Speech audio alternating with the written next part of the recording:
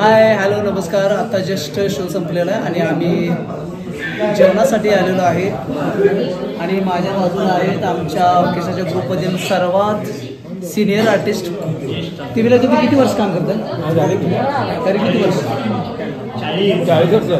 जवळजवळ 40 वर्ष सुभाष शिर्के निर्मित ऑर्केस्ट्रा वैभवमध्ये ते काम करतात. जरा इकडे कॅमेरा फिरवा. हा टोटली आमचा ग्रुप आहे. काही पलीकडे बसले, इकडे या बाजूला आमच्या ग्रुपमधील सगळ्या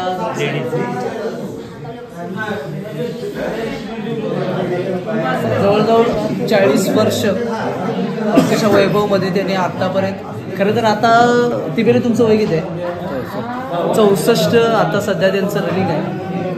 परंतु एक 10 वर्ष पाठीमागे जर तुम्ही त्यांचा परफॉर्मन्स जर बघितला असता तर त्यांचं ते तुम्ही ते काय सूप वगैरे असं जे फिरवायचं जे काय असायचं म्हणजे जुनी परंपरा आहे ते आत्ता त्यांचं जास्त वय असल्यामुळं ते सादरीकरण त्यांच्याकडून होत नाही, बरोबर. पण तरीही 64 वयापर्यंत सुद्धा ते आत्ता ऑर्केस्ट्रा वैभवमध्ये अजूनही ते काम करतात. आणि सगळे आर्टिस्ट आमचे सगळे आर्टिस्ट जवळजवळ कोण 10 वर्ष, कोण 12 वर्ष, कोण 15 वर्ष असे या ग्रुपमध्ये अजून पण कार्यरत आहेत. आणि आजचा शो आमचा वडूजवळ होता. एकदम सुपर शो केलेला आहे. आणि हा शो केल्यानंतर आम्ही जस्ट जेवणासाठी इथं आलो आहे. आणि यांची कला मी यांचा व्हिडिओ स्पेशली तुम्हाला काही दिवसानंतर माझ्या यूट्यूब चॅनलवर तुम्हाला पाहायला मिळेल. यांचा परफॉर्मन्स स्पेशली हे ॲक्च्युली शोमध्ये आमच्या काय करतात हा सगळा व्लॉग स्पेशली फक्त यांचा 5 मिनिटाचा आपण नक्की तुमच्यासाठी बनवतो. सगळ्यात महत्त्वाचा मुद्दा तिबेले मला सांगा, तुम्ही जवळजवळ 40 वर्ष झाली इथं काम करता, हो बरोबर? 40 वर्षापूर्वी तुमची या सुभाष शिर्के निर्मित ऑर्केस्ट्रा वैभवमध्ये सुरुवात कशी झाली त्या सगळ्या रसिकांना सांगतो. मी पहिल्यांदा तुम्ही वजाने काम करत शिवाय पिढीतलं यथाबात आणि बहिणी मंडळ. त्यावेळेला सुभाष शिर्केंनी मला गोंधळाचा आठवण्यासाठी मला बोलवलं. त्याने मी 75 सालापासून मी इथं काम करत आहोत. त्यामुळे तुम्ही मला सुभाष शिर्केंनी बोलवलं. गोंधळाचा आठवण होता थोड्या कालाला मला बोलवलं तिने मला या 75 साल घेतलं ते घेतलं कार्यक्रमात. म्हणजे 1975 पासून त्यांच्या या ऑर्केस्ट्रामधली सुरुवात आहे.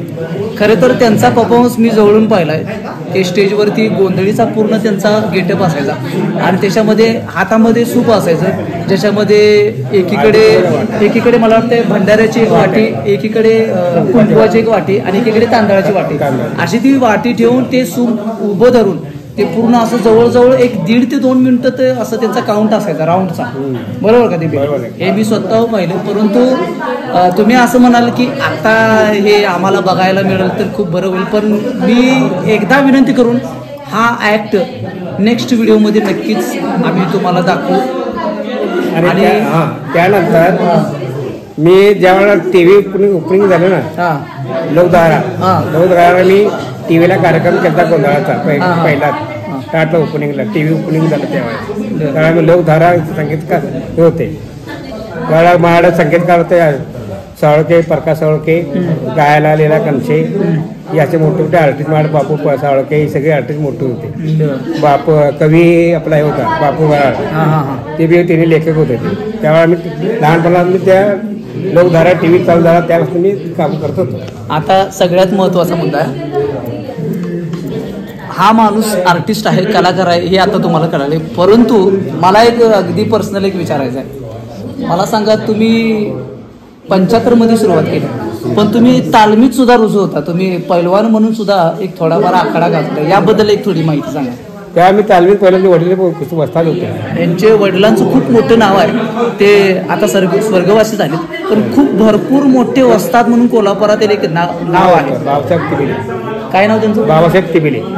बाबासाहेब तिबिले म्हणून असं खूप मोठं नाव. ते फरीगदगा दानपट्टा खेळण्याचं परंपरा चालू होती त्यांचं. खेळणं अजून चालू आहे त्यांचं होतं. म्हणजे मलखंब किंवा मर्दानी खेळ आखाडा असे हे सगळे गाजवलेले त्यांचे वडील होते. परंतु काय, प्रत्येक माणसाच्या अंगात एक कलाकार दडलेला असतो. भले त्यांनी आखाड्याचं मैदान जास्त वर्ष गाजवलं नाही परंतु ही ऑर्केस्ट्राची जी सृष्टी आहे किंवा ऑर्केस्ट्राचा जो रंगमंच आहे तो त्यांनी गेली 40 वर्ष गाजवलेला आहे. ती दिले. आता सगळ्यात महत्त्वाचा मुद्दा आहे, आता तुमच्या मनात प्रश्न पडलेला असेल की 65 तरी वय आहे, मग या माणसाचा संसार कसा आहे, यांची मुलं काय करतात, हा प्रश्न तुम्हाला पडलेला आहे. पण याचं उत्तर खूप सरप्राइझिंगली आहे, जे तुम्ही कल्पना पण करू शकणार. ती बिले आता सांगा, तुम्ही आतापर्यंत लग्न का केलं नाही, याचं उत्तर सांगा. जेव्हा माझं लग्न ठरलं होतं तेव्हा मोठं माझं, त्यावेळेस मी लग्न नकोच म्हणलं. मग का म्हणजे तुम्हाला लोक टिंगला करतात, चिंता करतात असं सांगितलं. म्हणजे थोडक्यात काय लोकांनी यांच्या दिसण्यावरनं, यांच्या बोलण्यावरनं, यांच्या उंचीवरनं बऱ्याच वेळा यांच्या टिंगल उडवल्या जात होत्या. पण ते आम्ही बघतोय बरीच वर्ष झालं, ते सगळ्या गोष्टी मस्करीत घेतात. पण माणसाचं एक मन असतं, कदाचित कुठली तरी गोष्ट त्यांच्या मनाला लागलेली आहे, म्हणून त्यांनी संसाराचा त्याग करून आजही 65 वर्ष झाली ते एकटा आयुष्य जगतायत. त्यांची भरपूर मोठी फॅमिली कोल्हापूरमध्ये आहे. ते सतत बोलवतात हे जा असते, परंतु त्यांना एकटा आयुष्य जगायचं. बरोबर, एकटा आयुष्य हे खूप चांगलं आहे असं त्यांचं मत आहे.